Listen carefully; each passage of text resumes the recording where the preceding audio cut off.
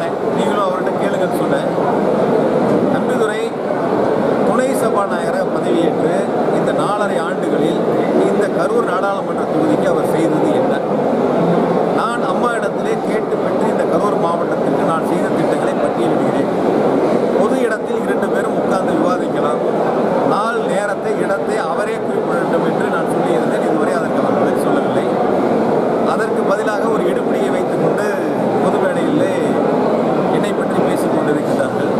நான் தம்பிதுரையிடத்தில் கேட்பது, நீங்கள் நாடாளுமன்ற தேர்தல் வருகிறது, உங்களுக்கு தான் முதலமைச்சர் பதவி மேலே ஆசை இருக்கு, ரொம்ப ஆசைப்பட்டீங்களே, அதனால் முடிஞ்சால் இந்த அரவக்குறிச்சி தொகுதியில் தம்பிதுரையே நிற்கட்டும், அவரோட சிஷியர்லாம் வேண்டியதில்லை, எடுபடியெல்லாம் வேண்டியதில்லை, தம்பிதுரையே நிற்கட்டும் வேண்டாம் களத்தில், நானும் நிற்கிறேன், யார் ஜெயிக்கிறாங்கிறத மக்கள் தீர்மானிப்பாங்க.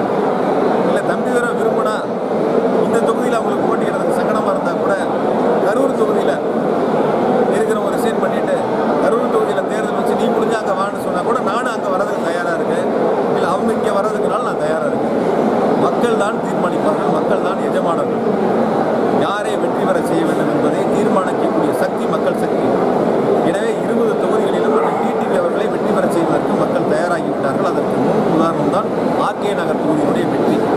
ஆர்கே நகர் தொகுதியில் ஆளுங்கட்சியை சேர்ந்தவர்கள் வாக்காளர்களுக்கு தலா 6000 பட்டுவாடா செய்தார்கள். ஆனால் 6000 பட்டுவாடா செய்தும் அவர்களால் வெற்றி பெற முடியவில்லை. இப்பொழுது 60,000 கொடுத்தாலும் இந்த துரோக கும்பலால் வெற்றி பெற முடியாது. 20 தொகுதிகளிலும் அந்த டிடிவி அவர்கள் தான் வெற்றி பெறுவார்கள். இந்த சவாலுக்கு அவர்கள் தயாரென்றால் நானும் தயாராக இருக்கேன். அரவக்குறிச்சியிலே நிற்கலாம், கரூர்லேயே நிற்கலாம், ஒருத்தர் இன்னொரு கூட நிற்கலாமே. ஒரு தொகுதியில் எம்எல்ஏவாக இருந்துக்கிட்டு கூட இன்னொரு தொகுதியில் போட்டி போடலாம், 2 தொகுதியில் நிற்கலாம். முடிஞ்சால் அந்த தொகுதியில் எம்எல்ஏவாக இருந்துக்கிட்டு கூட இந்த தொகுதியில் போட்டி போடட்டும், நானும் நிற்கிறேன், யார் வெற்றி பெறுவான்னு பார்ப்போம். அது அவங்க தானே இருக்காங்க, அவங்களுடைய பாசில் தானே இப்போ ஒருங்கிணைப்பாளர், இணை ஒருங்கிணைப்பாளராக இருக்காங்க. அம்மானா போய் கேட்க முடியாது, பயப்படுவாங்க. இவங்ககிட்ட கேட்டு வாங்கி நானே நிற்கிறேன், சவாலை ஏற்றுக்கிறேன்னு